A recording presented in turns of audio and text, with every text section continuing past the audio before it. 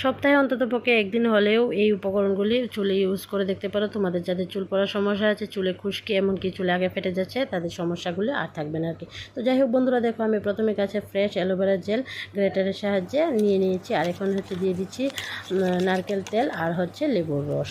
আর এদিকে দেখো ভালোভাবে মিক্সড করে নিয়েছি, আর এখন হচ্ছে আমি আমার মাথায় অ্যাপ্লাই করে তোমাদের দেখাবো। আমি আগের দিন রাতে চুলে তেল দিয়ে রেখেছিলাম, আর এই রেমেডিটা ইউজ করার আগে চুলে তেল দিয়ে রাখলে ভালো হয় আর কি। আর এখন হচ্ছে জট ছাড়িয়ে নিচ্ছি। আর এদিকে দেখো আমি আমার দু হাতের সাহায্যে সারা মাথায় অ্যাপ্লাই করে দিচ্ছি আর কি। যেহেতু আমার চুলগুলি বড় একটু, তাই মানে ইউজ করতে সময় লাগে আর কি। আর এই রেমেডিটা ইউজ করে একটু আলতো হাতে সারা মাথাটা একটু ম্যাসাজ করে দিতে হবে, তাহলে আর কি ভালো।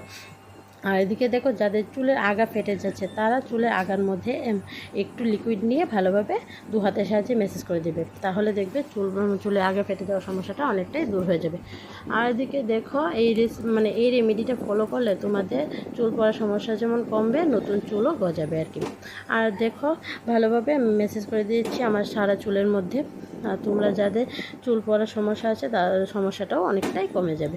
তো দেখো ভালোভাবে ম্যাসাজ করে দিচ্ছি, তারপর হচ্ছে আমি হাতের সাহায্যে একটু খোপা করে নিচ্ছি আর কি। তোমরা চাইলে চুলগুলি ছেড়েও রাখতে পারো, আমার একটু লম্বা চুল, তাই আর কি গরম লাগে আর কি। তো যাই হোক বন্ধুরা, দেখো আমি এখন হচ্ছে খোপা করে প্রায় 8 ঘন্টার মতো রেখেছিলাম। তোমরা চাইলে 10 মিনিট বা 20 মিনিট তোমাদের পছন্দ মতো রাখতে পারো আর কি।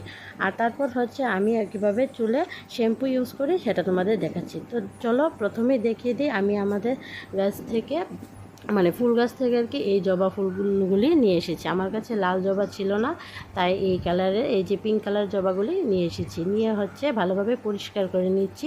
আর ফুলের মধ্যে যেহেতু পোকা পিঁপড়ে টিপড়ে থাকে, ওইগুলির জন্য আর কি ভালোভাবে পরিষ্কার করে হাতের সাহায্যে ছিঁড়ে নিচ্ছি। আর এখন হচ্ছে একটা বাটি নিয়ে নিচ্ছি, বাটির মধ্যে ভালোভাবে কষলে নিচ্ছি। কষলে নিয়ে তারপর হচ্ছে দিয়ে দিচ্ছি 1 কাপ পরিমাণ জল। জলটা তোমাদের চুলের লেন্থ অনুযায়ী নিতে পারো, একটু কম নিলেও কোনো অসুবিধা নেই, বেশি নিলেও কোনো অসুবিধা নেই। তো দেখো এখানে আমি ভালোভাবে কষলে নিয়েছি, আর এখন হচ্ছে উনুনে বসিয়ে দেব একটু জাল করার জন্য। 2-3 মিনিট হলেই দেখবে জলের রঙটা অনেকটাই পাল্টে গেছে, অনেকটা লালচে রঙ ধারণ করেছে আর কি। আর এদিকে দেখো আমি মিনিট 5 মতো ফুটিয়ে নিয়েছি, আমার লিকুইডটা পুরো রেডি হয়ে গেছে। আর তারপর হচ্ছে আমি অন্য আরেকটা বাটিতে ঢেলে নিচ্ছি। আর এই লিকুইডটা ঠান্ডা হওয়ার পর তারপর আমি হচ্ছে শ্যাম্পু মিশিয়ে নিচ্ছি আর কি। আর আমি এখানে হচ্ছে সানসিল্কের প্যাকেট নিয়েছি, শ্যাম্পুর প্যাকেট নিয়েছি। তোমরা তোমাদের পছন্দ মতো শ্যাম্পু ব্যবহার করতে পারো, তাতে কোনো অসুবিধা নেই। আর এদিকে দেখো এইভাবে শ্যাম্পু করলে না শ্যাম্পুর পরিমাণটাও কম লাগে।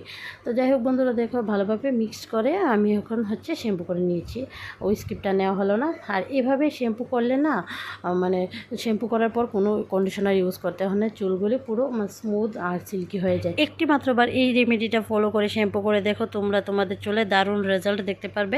আশা করি তোমাদের ভালো লাগবে। এতটুকু, টাটা।